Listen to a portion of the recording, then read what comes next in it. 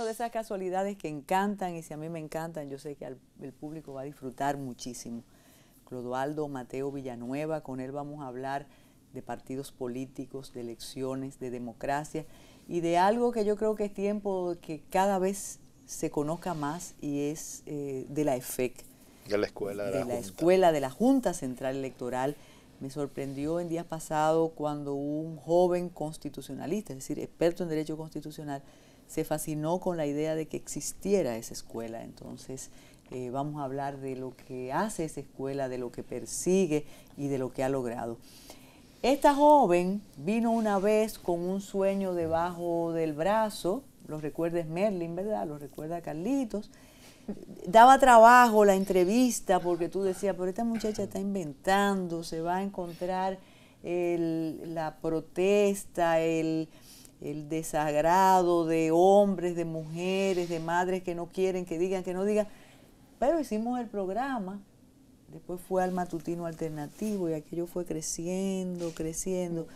Y hoy Jacqueline Castellanos Curi se debe sentir muy satisfecha porque lo que comenzó de verdad, y parece un cliché, sí, como un sueño, hoy es una realidad, aunque naturalmente con resistencia, con críticas, pero nosotros vamos a provocar mucho a Clodoaldo, pero él tiene su beta alternativa. Pero ya las familias monoparentales es una realidad y es algo que la sociedad no puede negar, y al contrario, asumirla, fortalecerla y verla como algo absolutamente normal si tú ves las estadísticas. ¿Qué puedes decir desde hace 2 años quizás? Hace 2 años. Desde 2 años hasta ahora, ¿cómo ha sido el trabajo, el resultado? Y naturalmente hablar de una jornada que tienen la semana próxima. Bienvenida. Muchas gracias, Carmen. Para mí un placer, como siempre, estar aquí y con tus puertas abiertas. Familias monoparentales ya dejó de ser un proyecto. Yo justamente antes de ayer decía, ya familias monoparentales no es un proyecto, es una realidad. Se ha trabajado mucho, hemos tenido que tocar muchas puertas, hemos obtenido muchas puertas abiertas, pero también hemos obtenido muchas puertas cerradas. Gente que no creen, gente que ahora han tenido que dejar de resistir ante la gran aceptación que nosotros estamos teniendo. Es bueno que recuerdes los detalles de esta realidad, de este llamado a hombres y a mujeres, sí, a participar. Desde aquella vez en la Universidad Nacional Pedro Enríquez Ureña, así es, cuando, bueno, veíamos las imágenes en una ocasión. ¿Qué es familia monoparental? ¿Qué es ese atrevimiento suyo? Mira, familias monoparentales existe para poder asistir de manera profesional y especializada a las familias que tengan estas características, que necesiten asistencia, que necesiten ayuda profesional. Nosotros tenemos una red de psicólogos, como la primera vez que vine te dije, estamos conformando una red de psicólogos profesionales especializados, ya los tenemos, ya tenemos una amplia gama de profesionales que dan asistencia a todas las familias que llegan a donde nosotros. ¿Qué pasa? Que tú sabes, y lo hemos hablado aquí, que las familias, los directores de hogares monoparentales tienen toda la carga en todos los sentidos, en todos los aspectos, y sobre todo en el económico, y como hemos hablado tantas veces, lo primero que cortan es lo que entienden que es superfluo, y entienden que pagar un psicólogo no es necesario. Con esa red de psicólogos nosotros hemos acordado unos precios que son sumamente asequibles para todas las familias, e incluso cada vez que nosotros tenemos oportunidad, nosotros lo que hacemos es que becamos a 5 o 10 familias durante un mes. Tú sabes que nosotros tenemos, por ejemplo, ahora vamos a hacer esta charla aquí. Pues aquí, de todas las familias que se acerquen a los profesionales que van a estar allá, entonces nosotros vamos a tener 5 familias aquí y 5 familias en Santiago que le vamos a cubrir las terapias durante un mes. El costo de las terapias es 800 pesos. Ahí estoy viendo en ese anuncio, en esa publicidad, que ya ustedes tienen patrocinio. Claro, por eso estamos becando gente. ¿Cómo han logrado convencer a esas empresas, a esas instituciones? Y veo el logo de la UAS también, ¿verdad? Sí, la UAS nos ha acogido. De hecho, la charla del 21 es en el Auditorio Manuel del Cabral. Es allá, ellos nos han acogido. La Escuela de Psicología de la UAS también nos está dando un respaldo tremendo con esto, tanto aquí como en Santiago. Los patrocinadores nos han abierto las puertas, no hemos tenido que convencer a nadie. Ninguna de esas empresas que tú ves ahí hemos tenido que tener entrevistas repetidas, ni lavar el cerebro. Ni vuelve mañana y no. O sea, esas personas son personas conscientes de la realidad que vive este país, esta sociedad, y han apoyado. Tenemos mucho más preguntas y queremos respuestas acerca de esta jornada, pero no quiero hacer una entrevista personal a Clodoaldo. Sin embargo, el personaje, y ya tú que tuviste esa jornada junto a él te diste cuenta. Clodoaldo, ¿desde cuándo te interesa el asunto político electoral? ¿Antes de hacerte especialista académico o eso fue en la medida que ibas estudiando? No, el tema de la política siempre me interesó, yo diría, desde el bachillerato. Incluso en el colegio que estudiaba, era Luis Muñoz Rivera, un colegio laico, fundado por unos puertorriqueños, un matrimonio puertorriqueño, ostosiano. Allí mi sentimiento político surgió en un colegio donde estaban también hijos de generales, miembros de la familia de Trujillo. Surgió, digamos, mi mentalidad, digamos, de opositor, junto con otros compañeros que ya cursábamos el tercero y el cuarto de bachillerato. Ahí comenzaron mis inquietudes, digamos, por el tema político. Y naturalmente, a raíz ya de la muerte de Trujillo en adelante, pues nos vinculábamos cuando iniciamos los primeros tiempos en la Universidad de Santo Domingo, que luego luchamos por la autonomía y el fuero. Y inicialmente iba a estudiar medicina, como mis dos hermanos, muchos parientes que tengo médicos. ¿Como una de tus hijas? Sí, tengo una hija en Filadelfia que es cirujana, oncóloga. Pero tuve que salir del país, me fui a España con la idea de seguir estudiando medicina. Pero en el fondo ya el cambio estaba dado en mi mentalidad, que lo mío era ciencias políticas. Y así tomé la decisión y no me arrepiento de haberlo tomado. Pasé 5 años de licenciatura en la Complutense de Madrid, 1 año de especialidad y 2 de maestría ya. Bueno, ya con ese aval académico, llegas al país y qué mejor lugar que a través de una institución como la Junta Central Electoral desde siempre para ir aplicando esos conocimientos y aprendiendo, porque uno viene con el aval teórico, pero cuando estás en esas instituciones es que de verdad uno completa y complementa. Sí, no, y realmente es que es un aprendizaje. Y yo he trabajado con varios presidentes de la Junta. Comencé con García Lizardo en su primer periodo. En otro periodo de García Lizardo estuve con Cabanabo Fernández Naranjo. Estuve con Froilán Tavares y bueno, con Roberto Rosario, y actualmente y también con Julio César Castaño en aquella primera vez y en esta segunda. Sí. Tú dirigiste en una ocasión partidos políticos, ¿no? Fui el primer incumbente de esa sesión de partidos. Era sesión y luego hoy es departamento. Yo la creé, la concebí y naturalmente pues fui su primer director. Tú sabes que a veces pienso, y Jacqueline por su vinculación familiar con la academia, con la judicatura, con la política, con el periodismo, me imagino que quizás no está ajena a eso. Yo a veces creo que muchas personas desconocen toda esa estructura interna de la Junta Central Electoral como institución.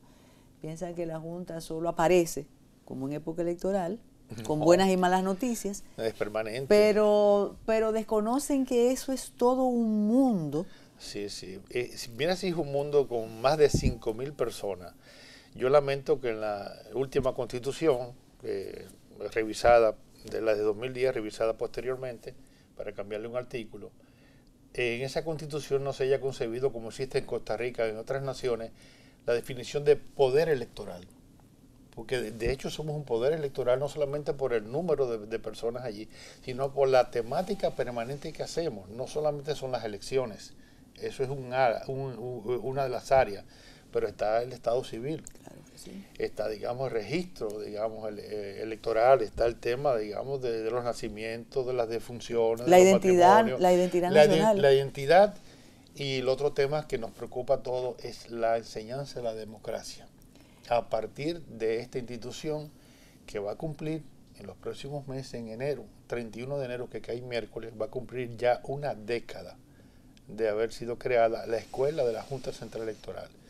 Claro, la educación siempre la hacía antes otros departamentos, como la Dirección de Elecciones, pero hoy en día se trabaja hombro con la Dirección Nacional de Elecciones y esta nueva escuela, porque una década es poco tiempo en relación al nacimiento de la Junta Central Electoral, que fue en 1923, para las elecciones del 24. Wow. Precisamente, y a propósito también se ha conmemorado en este año el 75 aniversario del ejercicio del voto femenino. En 1944. Sí, Increíble, perfecto, sí. cuando a propósito del pasado 6 de noviembre, Día de la Constitución, como uno, dependiendo del enfoque, uno saluda esa Constitución como liberal, como la carta, el acta de nacimiento de la República. Sin embargo, el derecho al voto era restringido. Y exacto. eso hoy se ve como una falta Sí, de democracia. claro. Hoy es la universalidad del voto. Acuérdate que esa primera Constitución, el voto era capacitario o censitario. Es decir, el voto incluso no era un ser humano un voto, sino que era cuantificable. O sea, podía ser un sacerdote valer 3 puntos, un militar de alta graduación, porque los militares Había que votaban. tener heredad, tú tenías que tener Exacto. propiedades. Tenía que ser o profesional liberal, o tener propiedad, o ser industrial, o ser comerciante. Era un voto de capacidad, y entonces era muy restringido, Claro. muy limitado. La universalidad del voto, pues, ha sido conquista a medida que la democracia se desarrolla, no solamente en Dominicana, sino en otras partes. Hoy ya en la universalidad del voto votan los preventivos, los presos preventivos.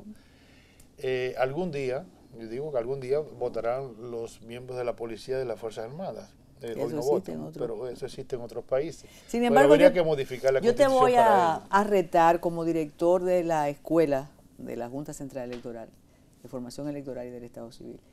Algunos están convencidos de que el sufragio no debe ser universal. Y que, pero ya él me dio la respuesta con la risa, espérate. Bueno, sí. Y que precisamente debe ser un grupo escogido, un grupo élite, no digo élite solamente porque el concepto de élite, sino todos no tienen derecho ni aptitud para decidir quién debe ser el mejor gobernante. ¿Qué piensa el politólogo, director de la Escuela de la Junta Central Electoral de esa posición? Y es una posición muy cavernaria, muy retrógrada, muy anticuada, realmente, digo, utilizando el concepto, digamos, platónico de la caverna. Quien vive en una caverna vive en penumbra, no está con las luces del entendimiento, haciendo una referencia a aquel famoso mito de la caverna, que es el libro 7 de la República o el Estado de Platón. Hay un dicho de esa persona que piensa de aquella manera, que ¿por qué los analfabetos que no entienden de política van a elegir que ya no es así? Pero ese argumento es que la mayoría que no tienen, digamos, escolaridad, que no son letrados, eligen y se equivocan. No, los pueblos se pueden equivocar aún, aunque no exista, digamos, analfabetismo. La universalidad del voto hay que respetarlo independientemente del nivel de educación que se tenga. Lo que hay que educar precisamente, y es una función no solamente de la Junta Central Electoral y los organismos competentes para ello, sino de los propios partidos políticos y de los propios políticos, es en educar a la ciudadanía, educar a los electores, para que cada vez más sepan, digamos, elegir no solamente por personas, sino por programas, por algo que sea, digamos, viable, que sea realizable, que sea posible en los cambios. Hay políticos que mientras más ignorantes mantienen al electorado, más fácil es ellos salirse con la suya. Claro. Cuando existe un mayor entendimiento, digamos, de la dinámica de la política, se eleva el debate y se le exige a los propios políticos que participen en debate, que eleven también su cultura política, que no lo vulgarice a un extremo de llevar casi al insulto o a lo, digamos, a lo terrible, digamos, en el sentido del lenguaje soez que se emplea, como vemos en muchos programas de radio, en algunos programas de televisión también. Entonces, esa posición de que solamente voten los cultos, no, es muy anticuada, es muy retrógrada y debe ser superada. Tenemos que hacer una pausa. Cuando regresemos vamos a continuar conversando con don Clodoaldo Mateo Villanueva y también con Jacqueline Castellanos Curi, la que se ha atrevido a hablar de familias monoparentales como una realidad. No que seas pionera en el tema, porque aquí se ha hablado de madres solteras, de familias que tienen ausencia de uno de sus miembros, pero tú has nombrado algo y has tocado la puerta de un sector social que no quería que eso se dijera. Y tuvimos una experiencia juntas con un padre, excelente padre, como lo es Clodoaldo, que se ha negado a admitir esa realidad. Hacemos una pausa y regresamos con ustedes.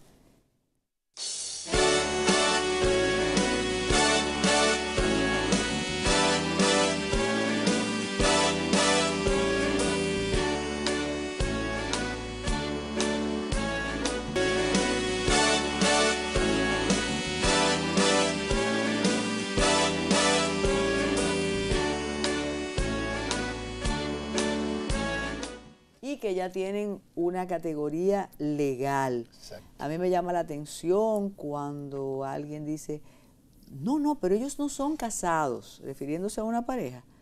Bueno, ya la diferencia es el contrato. Cuando usted se refiere a la asistencia que la asociación provee en las familias monoparentales, asistencia psicológica, no quiero equivocarme con el femenino o el masculino, solo a mujeres. No.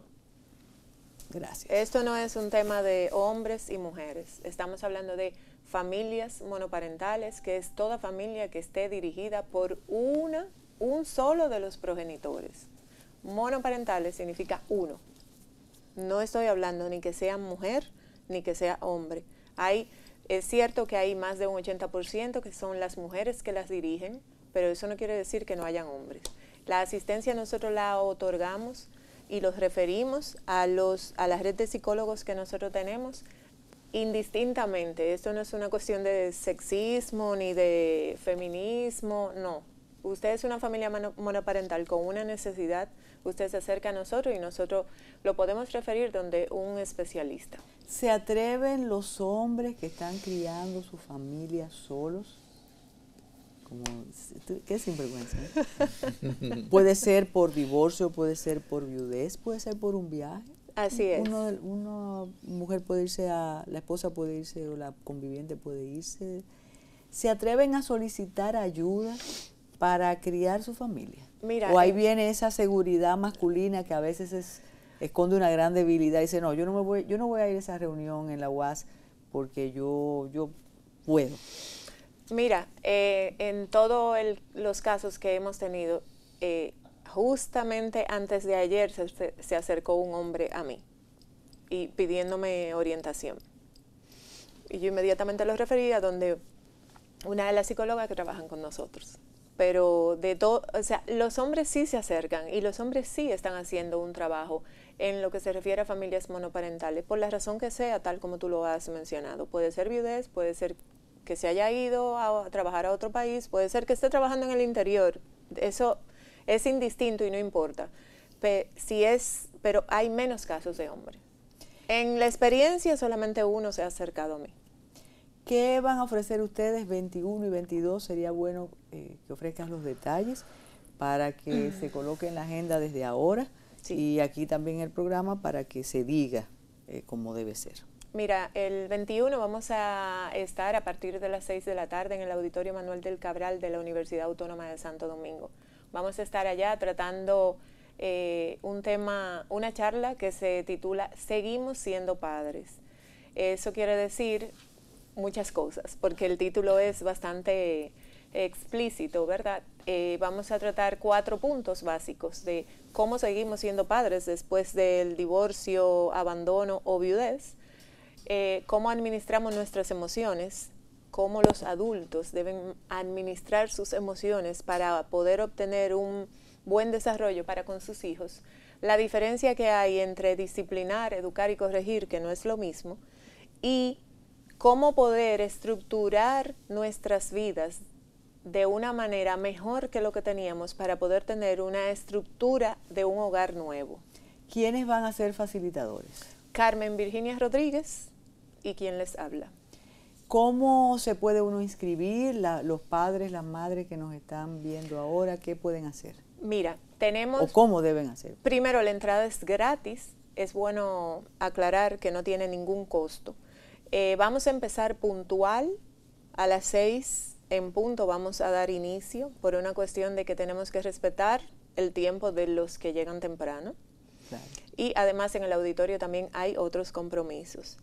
Y en tercer lugar, estamos en las redes, deben entrar a través de las redes sociales Instagram o Facebook, Familias Monoparentales RD, y ahí pueden inscribirse y llenar sus formularios. Bueno, pues yo te aseguro un éxito positivo, como debe decirse. Vamos a estar en Santiago también. ¿Cuándo? El 22. Ah, entonces noviembre 21 aquí y en Santiago el 22. Ajá. ¿Dónde? Vamos. En el auditorio del Centro León, igualmente a partir de las 6 de la tarde. Pues ya está una estructura que camina. Y ya lo sabe Jacqueline que sin venir a Metrópolis no se te dan las charlas. Nosotros te damos suerte y aquí fue parte del comienzo. No, yo nací aquí. Para que sepa. Y a nosotros, ¿Es así? Sí, nos enorgullece eso. eso. Y tienes que pasar por el matutino también para recordar. Cuando tú me digas yo voy. Ya está dicho, así que ya lo sabes. Clodoaldo Mateo Villanueva, seguimos con el tema de la política, la Junta Central Electoral, la educación. Cuando hablabas de ese número extraordinario de personas que conforman la Junta Central Electoral y hablas de educación, ¿cómo es posible este proceso para un número enorme de empleados? ¿Y cómo ustedes dividen el asunto de la formación y cuál ha sido el saldo durante estos 10 años? Oye, ya ahí te dije ya para yo irme y dejarte el programa. Muy bien, yo creo que podemos hablar de 3 momentos.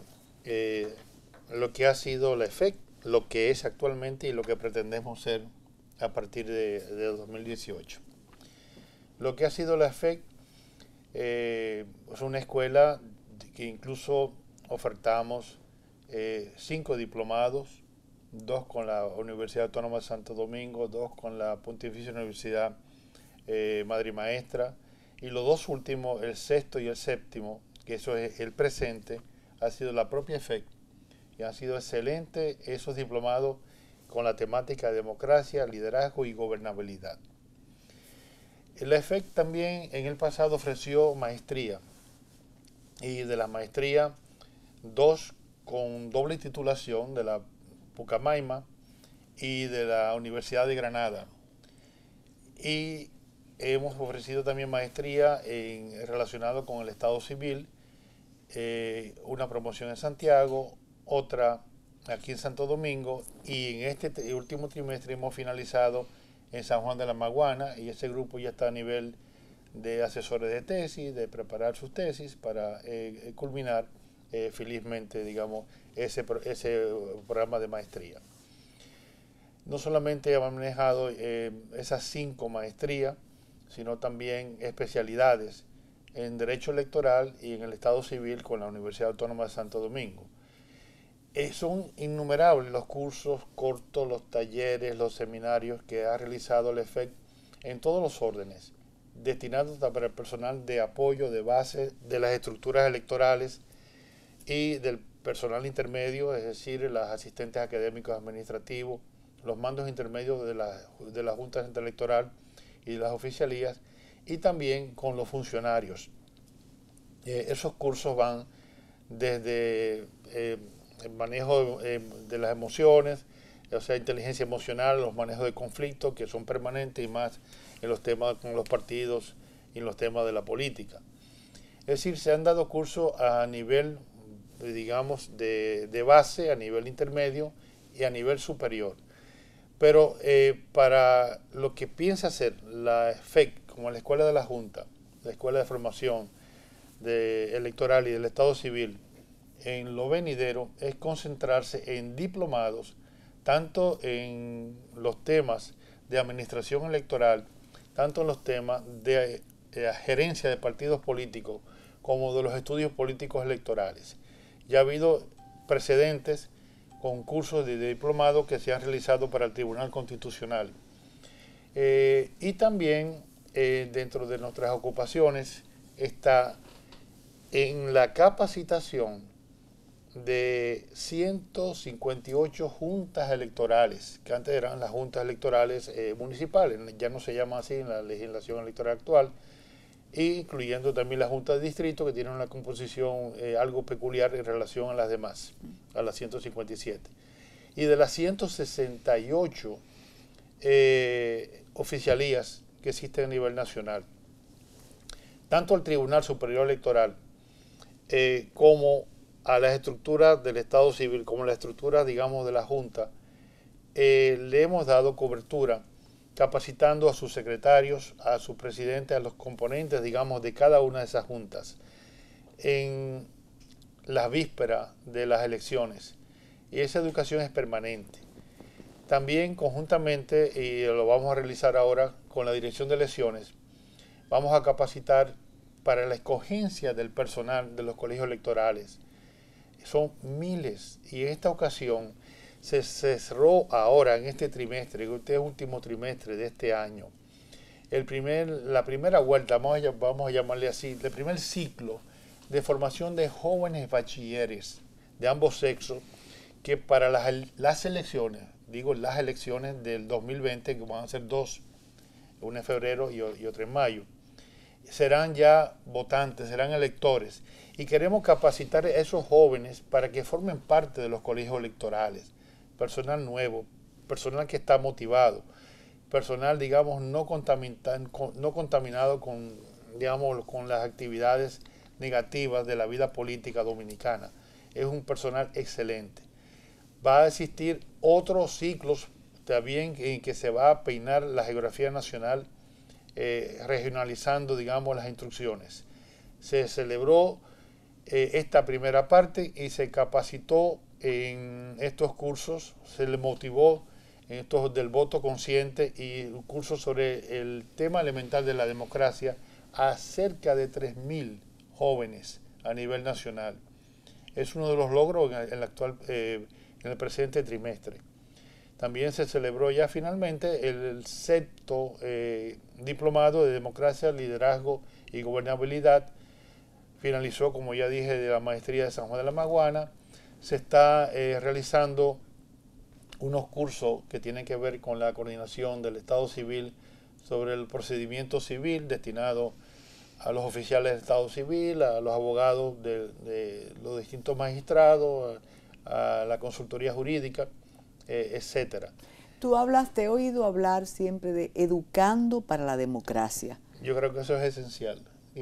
Nuestro país puede cambiar y rechazar tiempos pretéritos de totalitarismo y autoritarismo, educando de una forma permanente y constante hacia la democracia. Con tantos años ligados a este tema y a la institución, y ahora con este reto de la dirección de la escuela, ¿tú podrías establecer o ratificar algo que también la población a veces desconoce, y es que es la responsabilidad de las juntas electorales en todo el proceso electoral? Porque a veces se dice, no, pero que la junta es que decide, la junta lo que vemos, lo que está en el distrito. Pero ¿tú podrías explicar cómo es ese proceso de contar votos y de ganar elecciones en las juntas electorales? Antes de las juntas electorales, en los colegios, en los colegios en los electorales, colegios. es lo que se decía antes de piezas electorales, en los colegios es que se decide todo.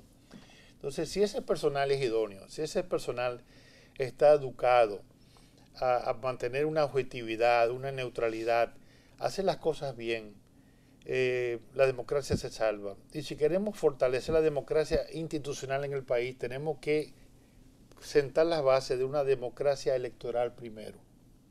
Entonces, antes de ir hacia el exterior, nosotros debemos de una forma u otra educar en el año que viene, que es 2018, faltando 2 años para las elecciones, a todo el personal de las estructuras, a todo el personal de la Junta Central Electoral, a todos, para que pensemos qué es lo que queremos hacer y estemos en condiciones de transmitir lo que se debe conocer en la materia electoral y en la materia de la democracia.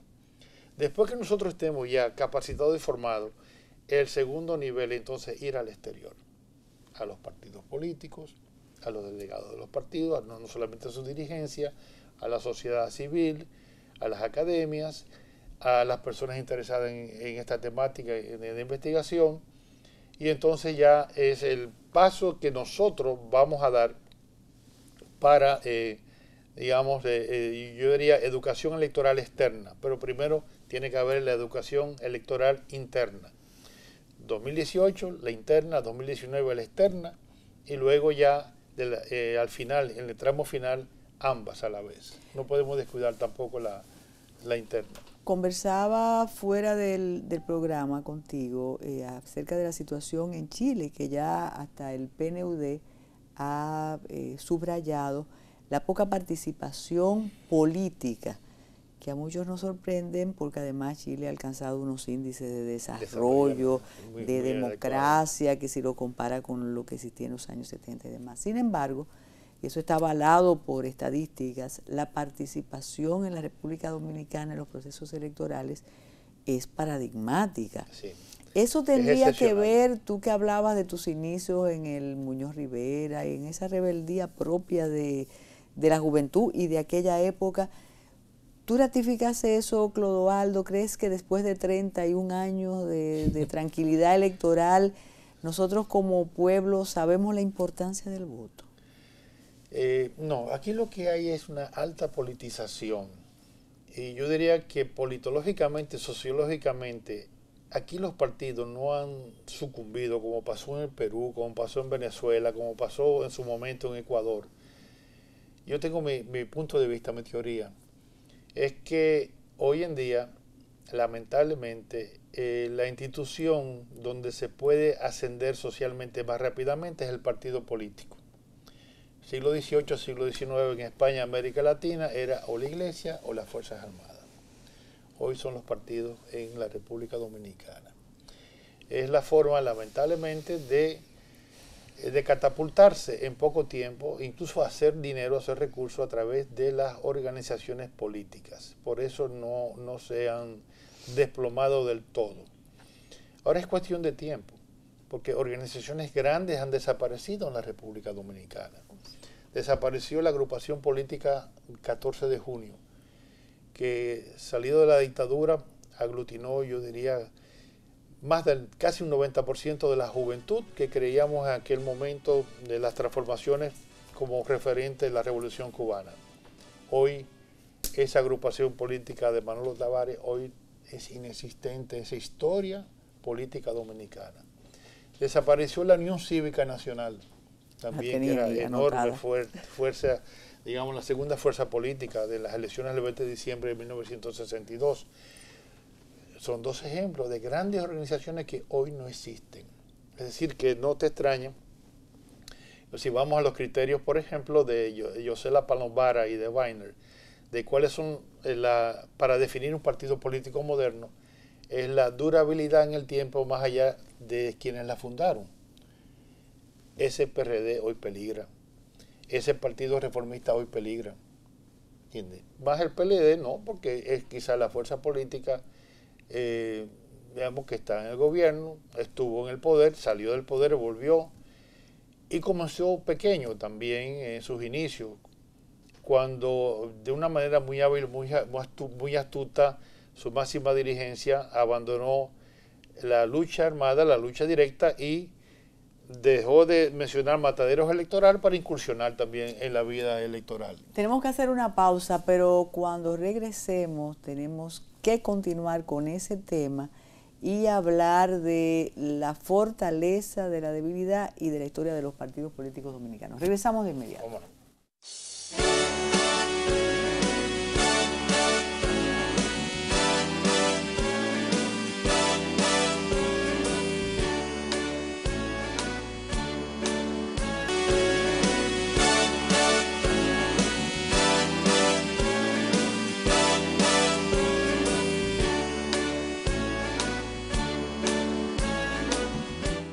Partidos políticos, Educando para la Democracia, EFEC como una realidad de la Junta Central Electoral y de la ciudadanía y del equipo que conforma la Junta Central Electoral.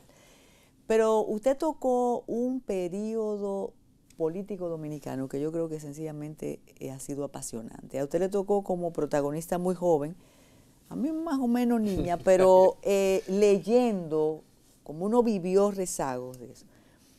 Y al mencionar Unión Cívica Nacional, 14 de junio, esas fuerzas políticas, si hubieran permanecido, ¿cree el director de la EFEC que hubieran podido hacer la diferencia democrática en la República Dominicana? ¿O fue un momento, existieron y se tenían que ir? Sí, fue un momento. Y realmente, ¿por qué hoy no existen?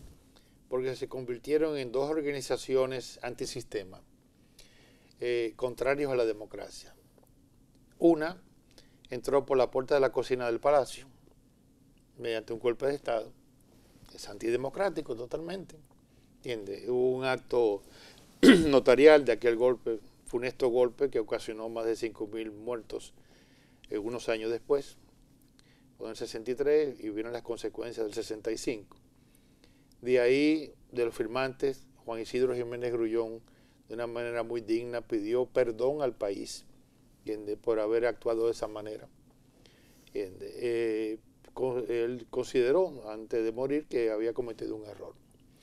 Entonces, la vía del golpe de Estado, la vía de lo de facto, no es el camino para la democracia.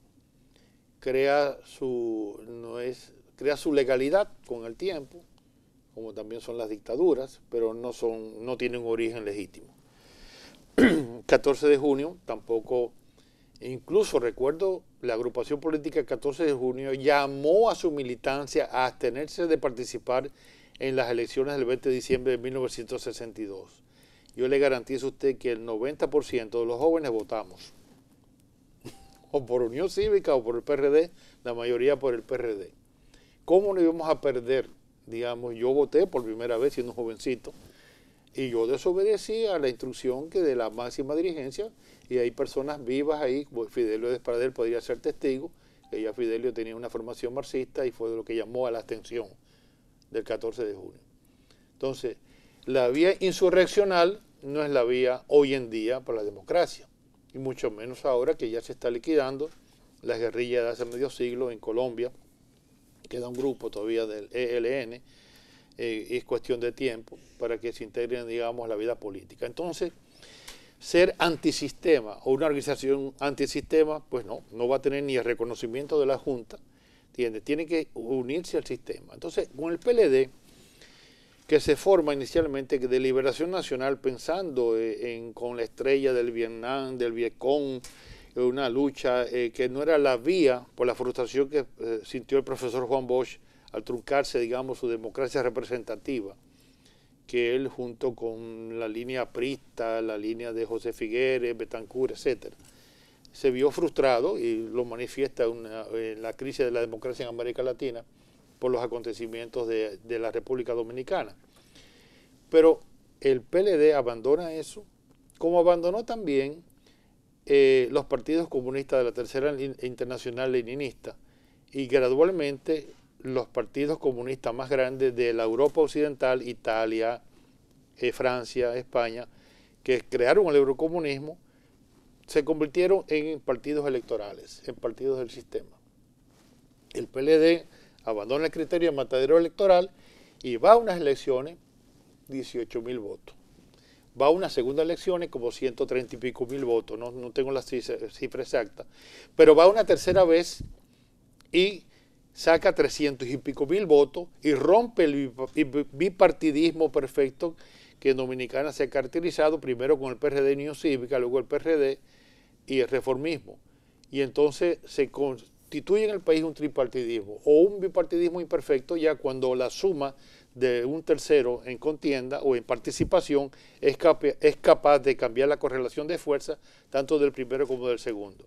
Naturalmente nació pequeño, fue creciendo, llegó al poder, lo sacaron del poder, hoy se mantiene en el poder. Lo que es el problema de nuestro país, y no voy a mencionar nombre ni sigla, es que usted no puede tener 30 años sin crecer. 30 años de que es la primera oportunidad, no hay las condiciones, me abstengo, porque la ley me lo permite. Luego, entonces, antes que era tener representación congresual o congresional, ahora por iniciativa de uno de esos grupos se llevó también sacar un regidor. Y luego entonces hay partidos del sistema dominicano, de los 26 partidos, lo cual me parece excesivo, que van aliados a un grande. Si no conseguí todo lo que quería, se van a otro proceso electoral aliado a otro, pero esos grupos vienen a constituir escasamente un 5% de la masa electoral dominicana. Clodoaldo, ¿existe pensamiento político dominicano? Sí, claro que sí. Hay un pensamiento político dominicano, naturalmente tiene sus raíces también en el pensamiento político que viene del siglo XIX, desde Europa y de los Estados Unidos. Juan Pablo Duarte bebe de las fuentes americanas y las fuentes europeas también. Él representa, son enclaves, pequeños burgueses, pero no representa una clase social porque era una nación muy atrasada, predominando, digamos, el modelo, digamos, escolástico, si se quiere, o el modelo atero. Pero el liberalismo democrático burgués viene a través de nuestros grandes pensadores, Duarte, Ulises Francisco de Espaillá, Pedro Francisco Bono. Y hay un pensamiento también que entronca, digamos, con el conservadurismo dominicano. Por ejemplo, el pensamiento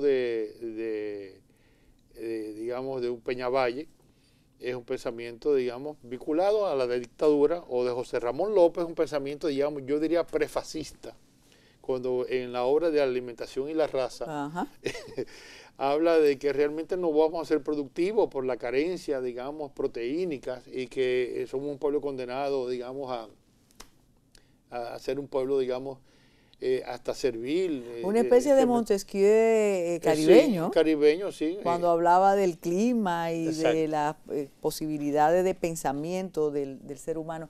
Pero fíjate que... Hay un pensamiento político dominicano e incluso pero ya criollizado. Siglo XIX. Es donde arranca. Es donde arranca. Incluso hasta llega siglo XIX o siglo XX y este siglo XXI también. Hay una criollización del pensamiento universal, del pensamiento político universal, a nuestro estilo. Te faltaba la coletilla. Sí, exacto. Ahora el mundo es muy diferente al mundo del 62, del 65 que mencionabas, del 66. He escrito y he dicho que la antropología y la sociología se hace ahora a través de los medios de comunicación. Sin embargo, esa discusión, ese pensamiento está en las academias y en tertulias, en la escuela de formación de la Junta. Y sé que la escuela tiene para el año próximo, que cuando uno habla del año próximo cree que falta mucho, pero eso está al doblar de la esquina, ¿no? Como aquella revolución. Sí. Y he visto que hay una oferta de acercamiento a pensadores, al pensamiento dominicano. ¿Nos puedes explicar en qué consiste esas conversaciones, esos conversatorios que tú diseñaste y que yo te aseguro que será un éxito? Exacto, sí. Mira, vamos a hacer una especie de conversatorio de 12 personajes que han aportado a la ciencia política dominicana o al pensamiento político dominicano, no solamente ciencia, sino también, pues, digamos, al pensamiento. Uno mensual, y será una reunión en la última semana de cada mes. En el próximo año todos los que asistan, que serán 12, tendrán luego tienen que asistir el 100%, tendrán un certificado final. Y comenzaremos en enero con Juan Pablo Duarte. Claro, enero y el fundador. Y el fundador. Que te tengo algo sobre Duarte. Sí, aquí, pero... y ya confirmó Tena Reyes como uno de los que va a asistir al conversatorio. Se van a invitar académicos a la Academia de Historia, a docentes, a profesionales de distintas universidades.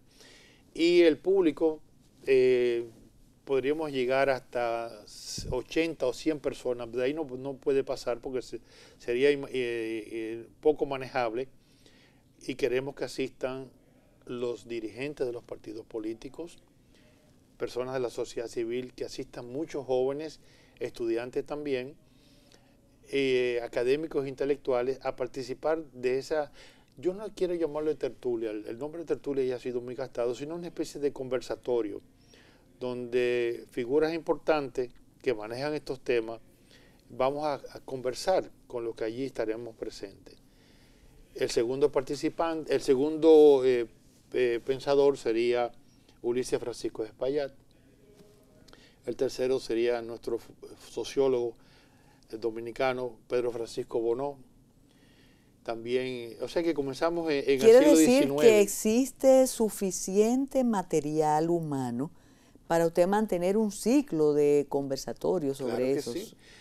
O que para mí es universal, porque nace en Puerto Rico, pero es tan dominicano como puertorriqueño, y es latinoamericano, porque vivió en Perú y en Chile. Eugenio María de Hostos, claro, que está enterrado acá, en el país. También sería de las grandes figuras del siglo XIX. Nos iríamos también, como el mencionado,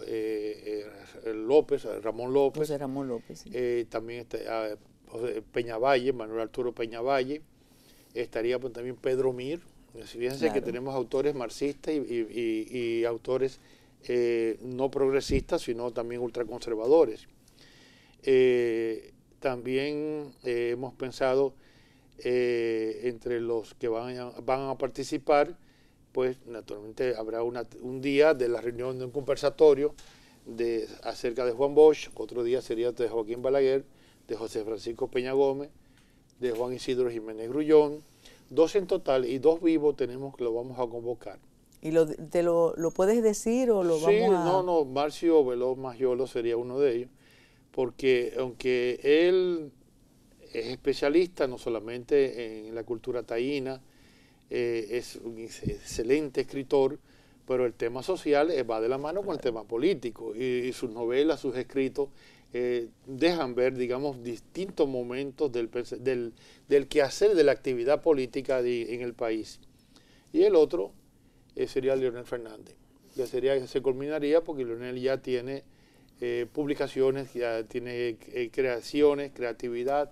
En un momento él quiso pertenecer a una tercera vía, sí, con Tony Blair, con Lagos y otros pensadores de esa tercera vía, que como que esa vía se quedó corta, esa vía del tren como que no creció mucho, pero vamos, al fin y al cabo son posturas ideológicas y políticas. ¿Sí? Por eso cuando te preguntaba si había un pensamiento dominicano, yo creo que la respuesta está en sí, esa oferta que tú has hecho. Al mencionar a Peñavalle, es obligatoria la referencia con la dictadura. Correcto, y con sí, el tirano y con esa época. Es que el pensamiento político lo abarca todo, no podemos decir, prejuiciar, decir esto sí, esto no. Tenemos que ver, digamos, el entorno tanto de una situación y otra, y luego sacar las conclusiones.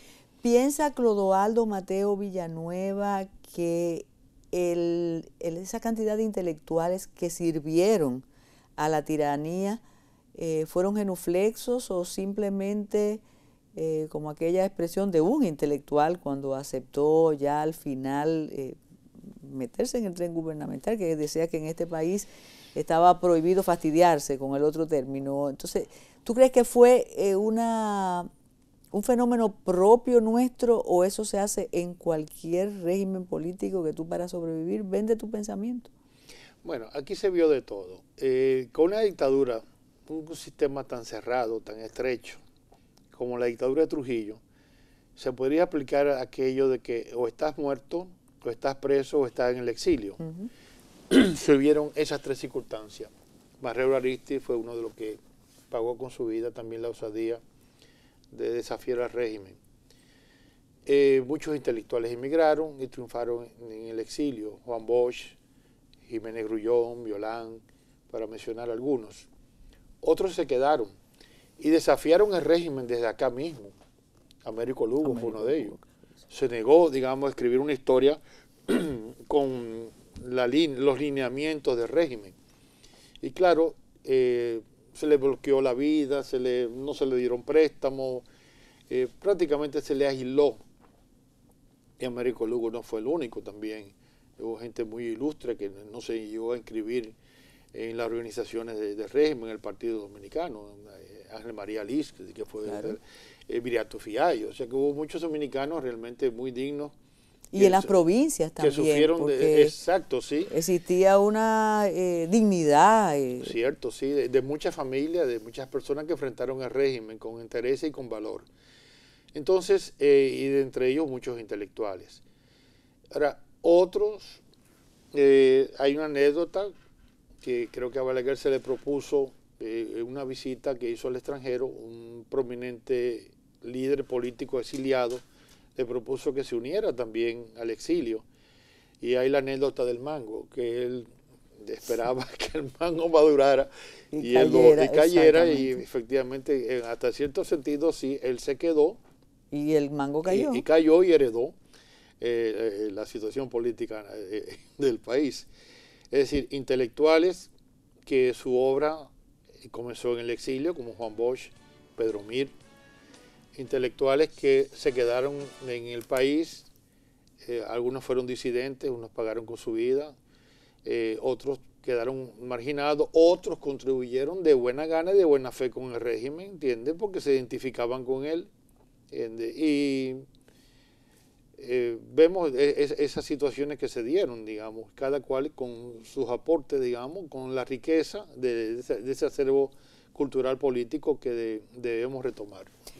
Tenemos que hacer una pausa y cuando regresemos, hemos puesto imágenes de la Junta Central Electoral, pero no de la escuela, y yo creo que la escuela sí es importante que se conozca. Una pausa y continuamos luego.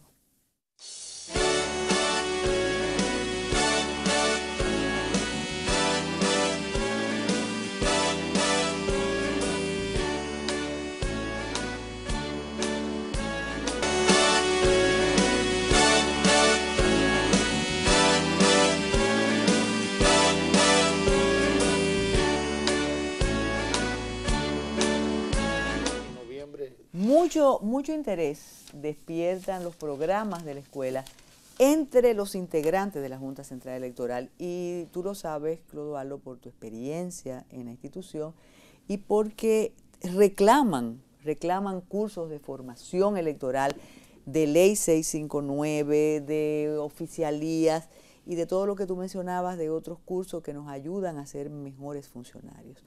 Pero yo sé que este año que ya comienza, tienes, como hablábamos hace un segmento de esos conversatorios, pero también hay una programación excelente y nos esperan unas reuniones internacionales. Por cierto, estuviste en México. Correcto, sí. Y aquello fue muy importante, aparte de, bueno, reencuentro con camaradas viejos dominicanos, digo, de mucho tiempo, sí. Y constatar que a veces uno de lejos y de cerca piensa distinto, constatar la riqueza de los intercambios internacionales. Por eso este año, a propósito del aniversario del EFEC, nosotros vamos a tener actividades internacionales, que sé que te entusiasman muchísimo. Pero también los retos de este año son importantes para ese equipo extraordinario que tienes en el EFEC y para ti que tienes un entusiasmo. Yo no sé cómo tú das abasto realmente. Sí. ¿cuáles son, esbózame algunos de esos proyectos para este año? Bueno, mi estadía en México recientemente y la retoma, digamos, de contacto de nuestros orígenes, que es CAPEL, el Centro de Asistencia Técnica de Promoción Electoral con sede en San José de Costa Rica, y con el personal que actualmente dirige esa entidad. Y también me permitió pues un intercambio de ideas y de experiencias de cerca de 16 organizaciones equivalentes al EFEC de toda América Latina. Y ver qué es lo que están haciendo ahí. Constaté lo siguiente, que a nivel de maestría, exceptuando México, Perú y nosotros, las demás organizaciones electorales, de educación electoral de América Latina, no le interesa ese segmento de maestría. Nosotros no nos arrepentimos porque nos ha servido lo siguiente. En las promociones que ya han salido en esta década, hoy, por ejemplo, en nuestro Tribunal Superior Electoral, hay 5 o 6 egresados, incluyendo el presidente del Tribunal Superior Electoral, es egresado de la segunda promoción. Cristian Perdomo, que es una magistrada también. Que estuvo en México contigo. Estuvo en México también. Y en ese tribunal hay prácticamente media docena de personas formadas, de profesionales formados por la EFEC en esa doble titulación con la Universidad de Granada. Lo mismo que actualmente en la Junta y en la EFEC han sido promovidos, egresados de ese nivel. Pero eso es muy limitado, pero ayuda porque de ahí salen educadores, salen formadores, salen profesores para el nuestro que van, digamos, a reproducir esos conocimientos a nivel de las juntas electorales, a nivel nacional y a nivel también de la educación exterior hacia los partidos y a los delegados de los partidos, etcétera, etcétera. En México, las preocupaciones son las siguientes. La niñez. Lamentablemente acá, sobre todo con poner en los programas asignaturas que tengan que ver con moral y cívica. Que eso parece algo como una antiguaya. Una antiguaya y la experiencia de Paraguay es muy similar a la nuestra. Caída de la dictadura de Stroessner, la nuestra como que no hubo continuidad y la moral y cívica está diluido en otras materias históricas, en otras materias, pero no como se dio lamentablemente bajo los intereses de las dictaduras. Pero eso implica, Panamá sí lo logró y otras naciones también, acuerdos con los ministerios de educación para, digamos, remozar, digamos, la malla, digamos, de las asignaturas que se dan en primaria y secundaria, es decir, con la niñez. Nosotros no estamos trabajando con la niñez. Ahora, sí estamos trabajando con la juventud, al igual que esas organizaciones. Estamos trabajando también, yo diría, con el género, con el problema de la mujer. Que será uno de los temas del internacional. encuentro De ahora que tenemos y en este mes de noviembre, con el aniversario del crimen de las Mirabal, el 25 de noviembre, tenemos un evento en la EFEC, que les debemos anunciarlo acá, sobre el tema de la violencia contra la mujer, en que ya ese evento está organizada. Y estará la ministra de la mujer va a estar presente. Va a estar 4 panelistas en esa actividad, reconocida por su activismo, por su participación en estos temas de género. También el tema, digamos, ya hubo un evento en este trimestre que finalizó y comenzó con la nueva gestión, el EFEC, con el tema de la participación política de la mujer. Participación que inicialmente muy tímidamente hablaba de un 25%, se subió un 33% y hoy estamos hablando de paridad. Y es un tema universal, global, tema universal, el tema de la paridad. Es decir, la EFEC tiene entre sus propósitos permanentes género, juventud. En América Latina no podemos seguirlo el tema de las los poblamientos originales, es decir, no tenemos aborígenes en nuestro país, o sea, no podemos participar en eso. Pero en otro tema que sí tenemos que desarrollar es de los discapacitados. Que entonces, tanto en Ecuador... Sí, Ecuador tiene una experiencia muy buena que podemos nosotros copiar e imitar. Entonces yo creo que el EFEC se va a ocupar, además de dentro de la democracia, que es nuestro norte, género, femenino, juventud, discapacitado y naturalmente serían, digamos, entre los temas troncales a tratar. Se nos acaba el tiempo, Clodoaldo, pero yo quiero comprometerte aquí en la intimidad y delante del público a que nos visite por lo menos una vez cada mes para hablar de la escuela, para hablar de la democracia electoral. Y ustedes, muchas gracias por continuar con Metrópolis. Nos vemos. Gracias.